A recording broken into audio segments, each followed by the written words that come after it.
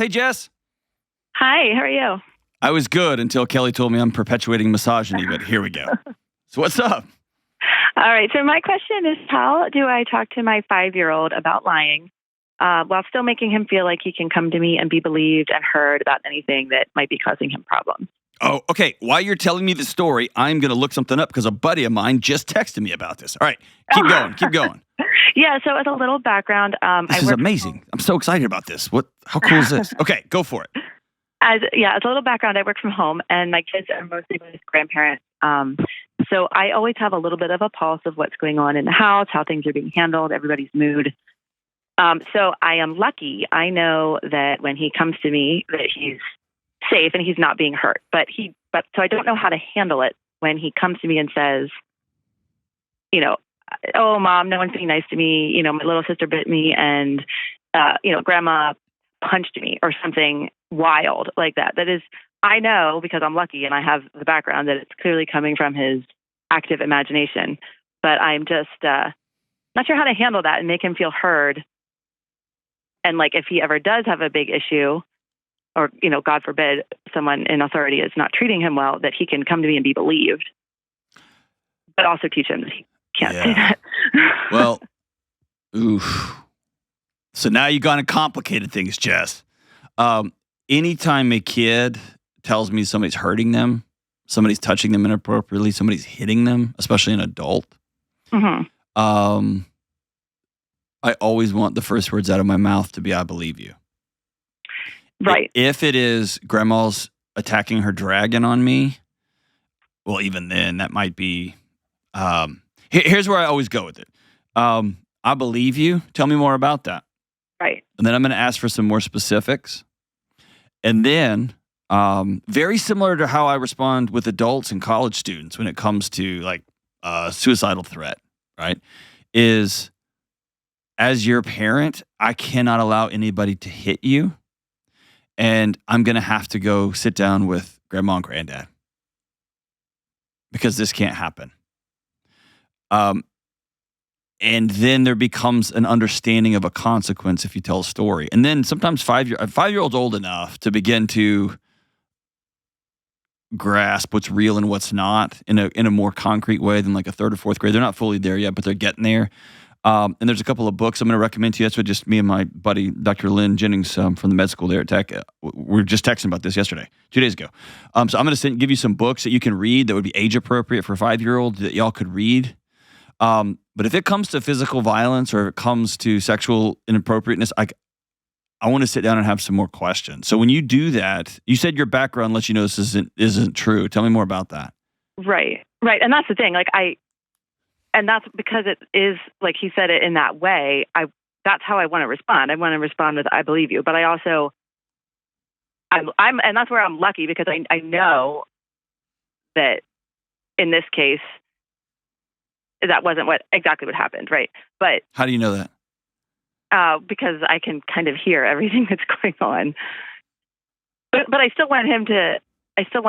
And it's probably very true that his little sister bit him. That's very, very likely true. But so I want him to give me an example of a lie that's made you go, eesh. Well, that's probably the main one that I just used. That's probably the one that was the most. Is he lying other places? He will say things that I can tease out are not entirely accurate. He'll say things like, when no one was playing with me, and when I ask more questions, I can understand that it, he didn't feel comfortable asking to join in a certain game, or there was one moment where he was feeling left out, but otherwise things were going okay, that type of thing. Yeah. So often I think when kids put emotional things on the table, it's almost always a skills issue. Meaning we hear that as adults as an emotional, overdramatic, or sensational story. Those kids left me out. What they are really asking for is, how do I get to play with them. And it's a skills issue. Oh, you have to go over there and ask them. You have to say, I would like to play too. And that's nervous, and there's some awkwardness to that, and every kid's got different levels of sensitivity. My son would go barreling into that group, and my daughter would stand on the periphery for 7 months, right? So every kid's differently when it comes to how intense those feelings are. But almost always when a kid is saying, I got left out, they did this, it's a skills issue, right? My daughter, my sister bit me. I want her to get in trouble, but what do? Here's what you do when sister bites. Right. So tell me about grandma hitting your kid. How did that story come out? It was the type of thing where I think he came to me because he wanted, he knows I was working, and I think he needs a reason to go. He knows he's not supposed to interrupt, right? Okay. So he needed a reason that would be consequential to interrupt, right? And have my attention and everything. And so I think that's where it came from. I've watched grandma interact with my 3 little ones a lot, and, handle things well. I can hear, like I said, I have a pretty good sense that was not, accurate. Maybe she was, worst case scenario, maybe she, pulled him away from little sister if little sister really was going to bite him or something. And he, interpreted it one way. But so at the end of the day, like you said, I want to make sure that he knows if he feels that way ever, he will be believed. Gotcha. Well, and I that would be a great moment. Like if that's just how that played out, that'd be a great moment to say, well, number one, grandma's job is to make sure both of you are safe. Mm-hmm. And she pulled you away from little sister because little sister was hurting you. And that's grandma's job. Show me about this punch and let him reenact it. Mm-hmm. Okay, yeah, that's a good idea. And let him say, oh, it looks like she just pulled you out of the way. Yeah. Here's a pull and here's a punch. And so we're teaching him, right? These are just tools and skills. And occasionally, this is what a forensic child psychologist will do, or a forensics kids therapist will do, is through play, they will be able to, a kid will retell a story and show things like, oh yeah, that didn't come out of a kid's head. That happened. Right. And that's how they get to it, because kids can't just articulate everything. But asking him to recreate it and then norming things. Yeah, that's exactly what a grandma's supposed to do if her beloved grandson is getting bit. Right. Is to pull him out. That's great. That's not a punch. This is a punch. Don't actually hit him, but you know what I mean. And it's just teaching. Right. Here's the difference. There's 2 books that Dr. Jennings sent me. And we'll link to them in the show notes here. One is called The Berenstain Bears and the Truth. And these are children's books. These are kid books. Berenstain Bears and the Truth by Stan and Jan Berenstain. We all read Berenstain Bear books when we were kids.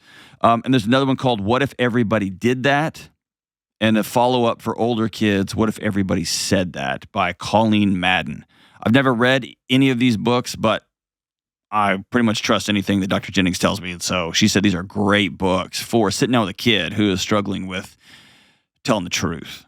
And they're just little learning books that you can read over and over and over again. And here's the beautiful thing about children's books. Same is the book, some parts are not for touching, right?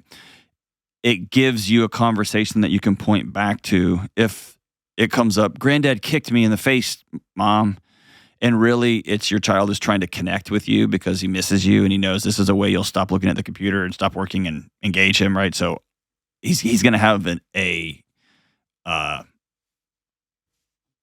incentive to come up with the sensational stories, because that's what gets you the thing he wants more than anything in the world, and that's your attention. That you can point back to these books, and that might be a cool way for y'all to connect it over that. Is there a point when working from home, like maybe going to work at a coffee shop or getting with some buddies and renting a small place that you can go to? Yeah. I think we're getting there. For a long time when I was nursing and everything, it was easier to be at home. But I think, that might become a more realistic option soon. Here's one other thing you might want to try. And this worked well in COVID, and I think it's still working well with people who are at home wearing multiple hats. But literally put a hat on. Oh, yeah. And let him know, when I have the yellow hat on, I am working and there can't be any talking. But when I have green hat on, I am mommy. Or I have no hat on You can come talk to me and hug me anytime. Right. And it's a big signal. That way they don't have to test the water. Is she working? Is she going to be interrupted? They just quit banging their head on the boundary, because when I got yellow hat on, and you can just point to the hat if they comes in, busts into your home office. But I am this right now. I tell the same thing with homeschool parents. When you have red hat on, you're a homeschool parent. When you have yellow hat on, you are working from home. When you have no hat on, I'm just dad, right? And it just helps a young kid be able to differentiate really quick. Yep. But I do like, for every parent out there, I do like the instant response, I believe you. Let's dig more into that. Show me what happened. And if it is about grandma or granddad keeps touching my private parts, or granddad or uncle or whatever, that is instant, I believe you, and thank you so much for telling me. And we're not going to ask a bunch of questions then. We're going to hold their hand, and we're going to hug them, and we're going to call a professional ASAP. You can begin to imprint some of those stories. It's a whole thing. So if you start doing this tribunal in your house, as mad as you are, or scared as you are, as frustrated as you are, that's something that even in my situation, when I know the right questions to ask, because I'm so close to it, I would call somebody, and I would have that done with a professional. There's too much going on there. And one last thing. I know you're in the house, Jess, and so this is less about you.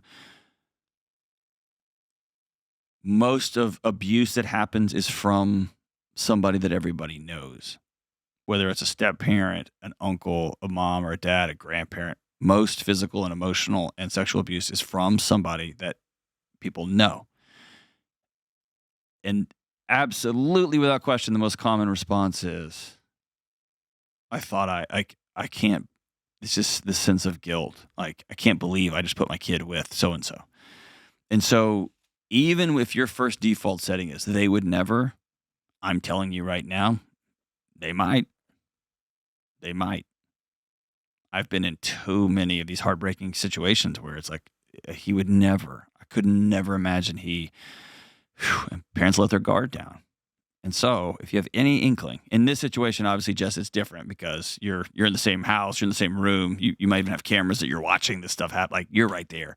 But if you ever think, like, everything's cool, and your kid comes home and suddenly their mood changes, suddenly their grades fall off a table, suddenly they say, so-and-so keeps hitting me or making me uncomfortable, or I really, really don't want to be around that person, and they get real clingy and they start weeping really hard, that's when we're going to ask more questions. We're going to ask more questions.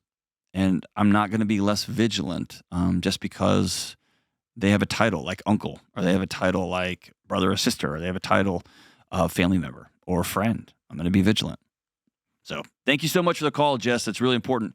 If you're interested in these books, check them out in the show notes. They're available for really low cost on Amazon. Worth going to check out.